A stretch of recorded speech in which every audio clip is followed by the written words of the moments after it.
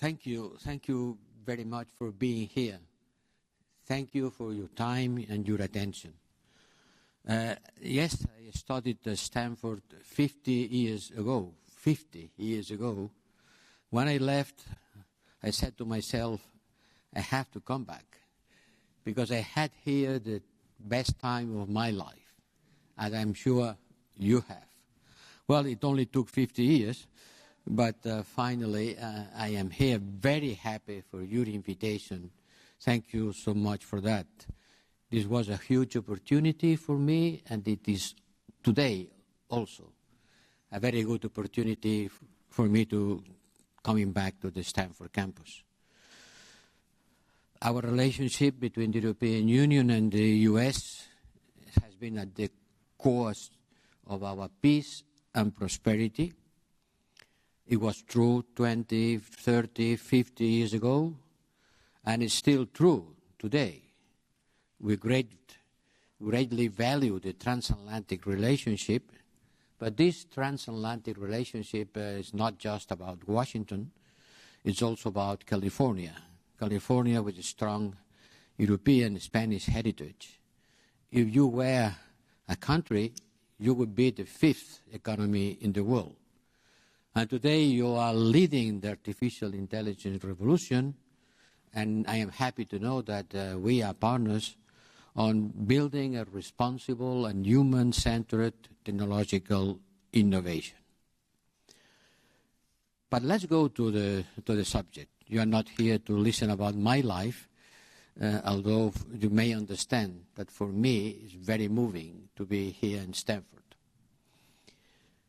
Then I went to politics, and 4 years ago I became High Representative of the European Union for foreign and security policy. At the beginning, foreign policy was the most important part of my portfolio, of my job. But today is about security and defense, because the world has changed a lot in these last 4 years. At the beginning, when I took my office, I said a sentence that was very, very much noticed. Europe has to learn to use the language of power. And it was important because the power was not in the European Union DNA, because our project was driven by the rejection of power, the rejection of force, the rejection of power politics among us, among Europeans. And we manage and we succeed a lot on avoiding power politics among Europeans. Our foreign policy was almost oriented towards market integration among us, and market trade was the most important part of our foreign policy. We wanted to develop partnerships through trade, believing that partnership based on trade will bring a peace and good relationship around the world. Now we have to change gear. We have to adjust our software. You have to reset our minds, because certainly power politics today is a reality. Unhappily, it's not an insanity.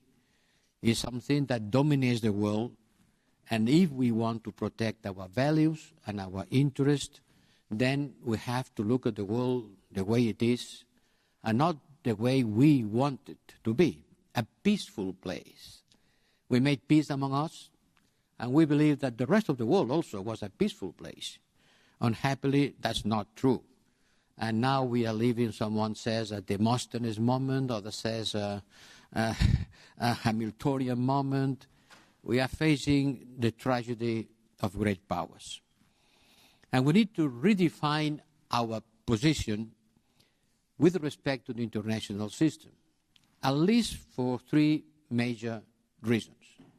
First, it's a strong, fierce competition among major powers, the rise of an intense interstate rivalry, the weaponization of interdependency. If you are dependent, then it's going to be used as an arm against you, and this changed everything. The second one is our economic weight, the European Union economic weight, is declining. You at the US, 30 years ago, you were 25% of the world GNP. You are still 25% of the world GNP. Others has been growing, but you kept your size, your share of the world economy. Us, no, we have been decreasing. Our share of the world economy has declined, and we have the risk, we face the risk of becoming or suffering by a collateral damage from the US-China competition, which will be the most important factor of international relations in the next decades. This is going to be the century of Southeast Asia, and China in particular. And before the war in Ukraine, you, the US, moved to the Indo-Pacific because you were convinced, and I think you are still convinced, that this is the new front line in the world. And we Europeans, we can be a collateral damage of this competition. And the third one is that the security landscape has dramatically changed, in particular in our geography. The war against Ukraine is at some kilometers of the European Union. The Russian aggression against Ukraine has changed everything for us. I remember Javier Solana, who was, as I was also a Fulbright scholar, saying when he left his job as High Representative, Europe has never been so secure in peace and tranquility.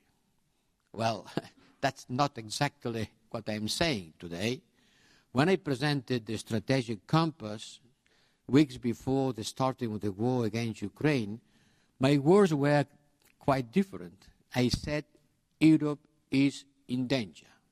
Javier Solana, we have never been so peaceful or so secure, and Borrell saying Europe is in danger, and we have to increase our capacity to face difficult challenges. This difference between the words of my friend Solana and my words are due to some changes. What has been these changes in the last 4 years? First, the Russian challenge. And we managed it. And we managed to put an end to our dependency in an incredible short period of time. 40% of our gas was coming from Russia. You from the US warned us, don't do it, it's very dangerous. Putin is not a reliable partner, he's not a reliable supplier. In spite of that, we continue building pipelines, Nord Stream 1, Nord Stream 2, in order to get more and more gas coming from Russia, until the war came and then, whoop, it cut. 40%, today 9% in a couple of years. This is remarkable. And we did that also thank you for you being a great provider of liquefied natural gas. Second, we have been able to build a common vision vis-à-vis Russia and Ukraine. I know I am talking in front of one of the best specialists on Russia. Well, the Europeans were quite divided about Russia. But we managed to be united in front of the Russian aggression against Ukraine. And we are united on considering Russia an existential threat to the Europeans. Well, not everybody agrees exactly on this definition. There is at least one or maybe two countries who doesn't believe that Russia is an existential threat. But the rest of us, and in particular the ones who are closer to the border, consider that we have to behave with this state of mind. And the third thing we did is to be one of the biggest security providers to Ukraine, maybe the bigger. If you add up the civilian support and the military support, we have disbursed pay effectively since the beginning of the war 96 billion euros, which makes a figure that, if I am not wrong, is bigger than the figure provided by the US. We are much better on military support, but overall military, civilians, and even military support we can discuss. And by the way, what a pity that you have been 6 months discussing about maintain or not this support. And these 6 months could make a big difference in the front line. The last news I got this morning from my daily report from my people in Brussels is that Russia is starting a new offensive, opening a new front on the north of Kharkiv. I was there some days before the war started, and now maybe this may be the place where a decisive development of factors and events could happen this springtime. Yes, there is a new offensive in Kharkiv, and maybe, why not, if Putin wins this war, they could destabilize other European Union countries.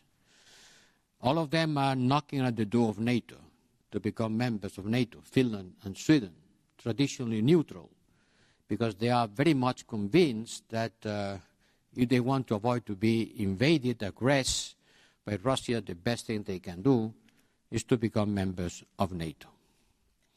We will be confronting huge challenges in terms of war sustainability. Ukraine will need our support. If we want Ukraine to resist, we have to do more and quicker. And this 6-month delay on the US support, and also some delays in our support on providing ammunition, can unhappily make the difference. And in any case, to be paid in terms of lives, a lot of lives. And the final thing I want to transmit to you is that in the Europeans, we have a strong concern about will the US continue with the same security priorities, depending on who is going to go to the White House. This is your business, but this will affect us around the world, and in particular us. And we are looking at what's going to happen in the US, because certainly we Europeans alone will be very difficult to continue providing Ukraine with the support they need in order to continue their fight. I was talking with the Prime Minister of Ukraine 1 week before the war started in his office, and he asked me, they will invade us. On the other side of the border, there are 150,000 troops with heavy arms, and they are not there to take coffee. They will invade us. And when they will invade us, what are you going to do? Are you going to help us? Sure, you will not send the young Europeans to be killed to defend Kiev. But are you going to provide us with the arms necessary in order to defend our homeland? At that moment, I couldn't answer. But later, yes, we answered it with strong unity on supporting Ukraine. I think that we, Europeans and the US, have to continue strongly on this line, because it's our security and it's the peace and stability in the world which is at stake. And then after, another front line was opened, Gaza. And we are extremely alarmed by the terrible situation in Gaza. I was in Gaza in 2008, 2009. And this is, I think, the third or the fourth time that Gaza is being destroyed. But this time it's being destroyed to the roots, flattened completely. People are dying, starving, and suffering in unimaginable proportions. And yes, we provide humanitarian support as much as we can. But humanitarian support in this case is not a means, it's not an end. It's not a natural catastrophe, what's happening in Gaza. It's not an earthquake, it's not a flood. When you come and help people suffering the consequences, it's a man-made disaster, it's a man-made catastrophe. And we are pushing as much as we can in order to reach a ceasefire, to get the hostages back home, certainly, to get a better access to humanitarian aid entering Gaza. You could have a look through a satellite to the border, as I do every morning.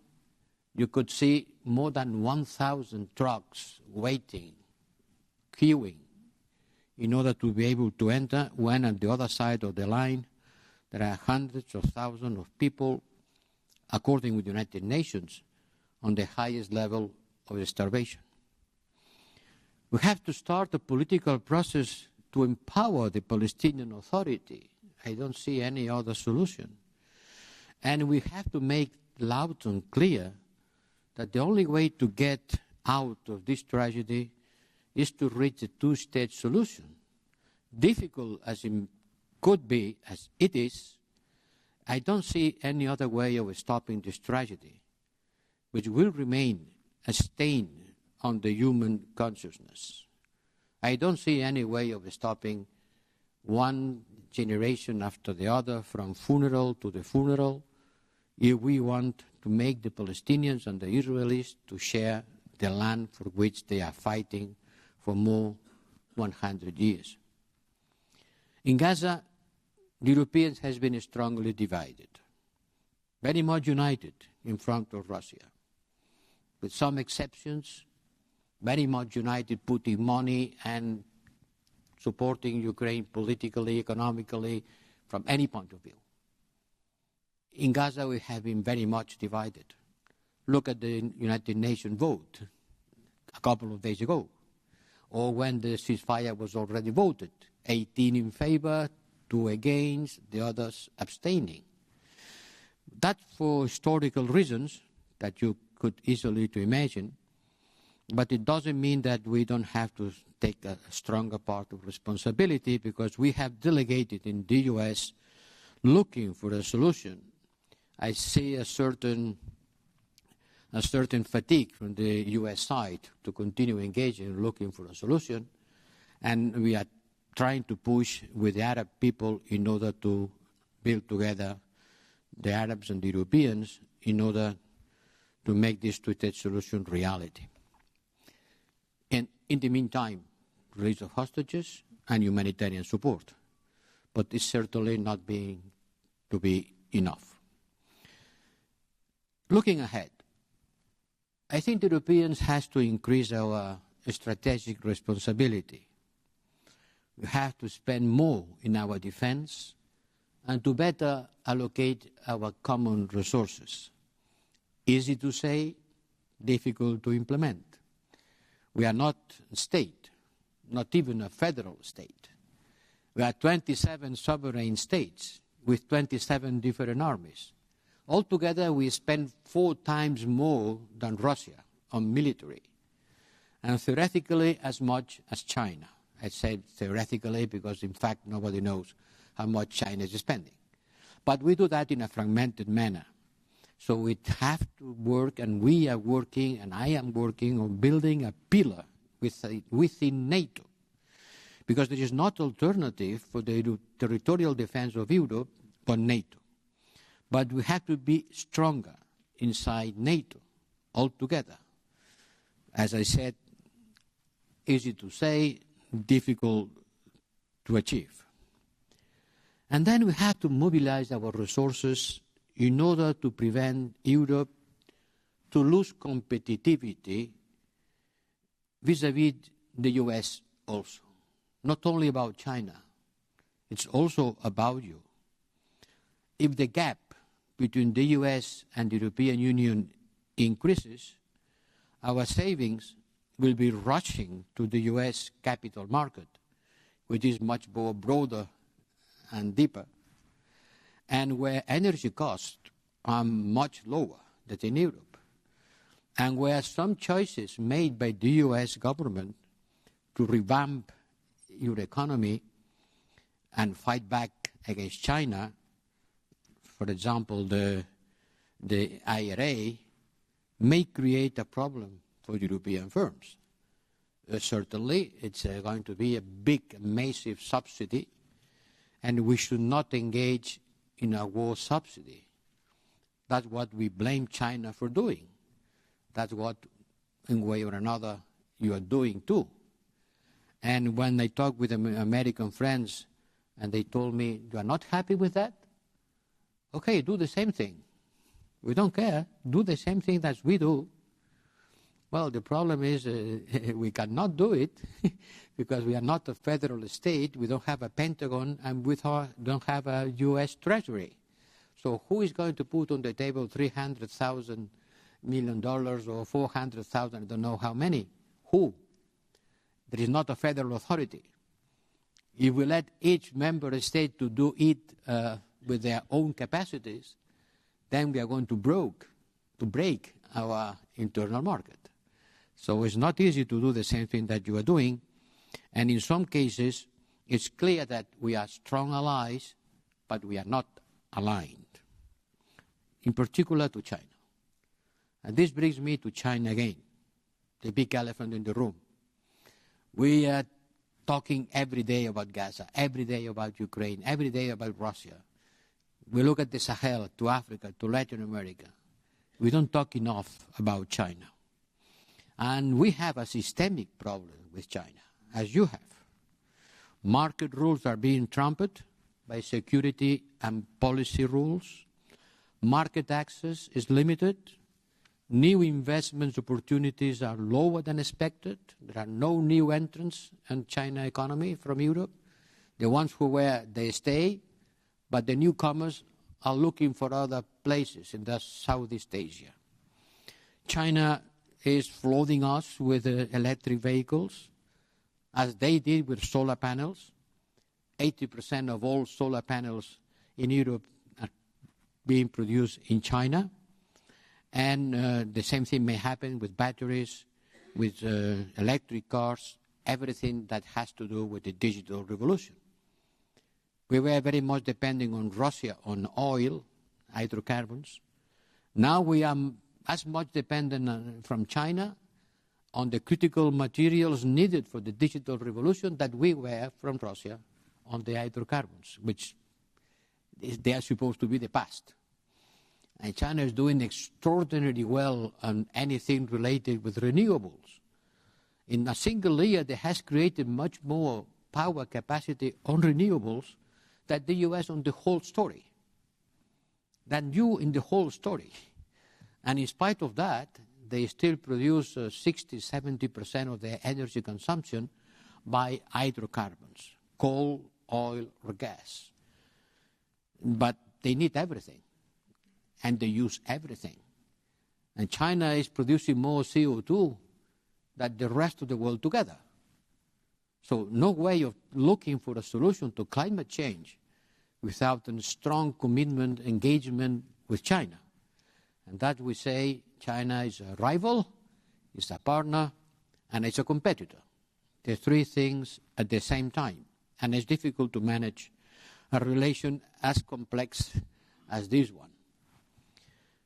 But I want to insist in this idea. We cannot become the adjustment variable of the Chinese economy, which is confronted with internal imbalances and the potential loss of the American market. If the Chinese lost the American market, they will direct to Europe their excess of capacity. We cannot be the adjustment variables on this confrontation. And please, for the ones who study geoeconomics, don't make a confusion between excess production capacity and internal imbalances of the economy. As far as the Chinese economy will be so much unbalanced between internal consumption and production, they will have one way or another to look for a solution through exports. And this puts the question of competitiveness, relative advantages, but the public opinion in Europe are not ready to accept the dismantling of the European industry, or you are not neither. Therefore, if China is not responsive enough, we will have to protect our industries as you do. But the important message here in Stanford is that we have to try to do it in a coherent and coordinated manner. If you do that on your side, and we do that in our side, we will be paying each one the price of the adjustment. So more coordination in front of China should be one of the most important things that the Europeans and the Americans should do in order to balance the challenges of this world. Yes, we have to learn to speak the language of power. Power is not only military power, but it's also military power. So we have to increase our military capacities, but we have to act using all the tools that we have. And we still have a lot of them. We have to build a political will to use it, as we have done in front of Russia, to face the challenges of the world, increasing our strategic responsibility. This is not a luxury. This is not something that you may have or not. This is indispensable if we want to protect our lifestyle and our social fabric and our values. I used to say that in Europe, we have been able to look for a good combination of political freedom, economic prosperity, and social cohesion. You cannot be secure at home if your neighbor is not having dinner. Security at home depends on the social cohesion, on the strength of the social fabric. And this goes hand in hand with political freedom. There is the fierce competition in the world, not only with military means, it's also intellectual means to conquer the mind of the people. And China and Russia are spending a lot of money and capacities in order to develop a narrative about which political system is better.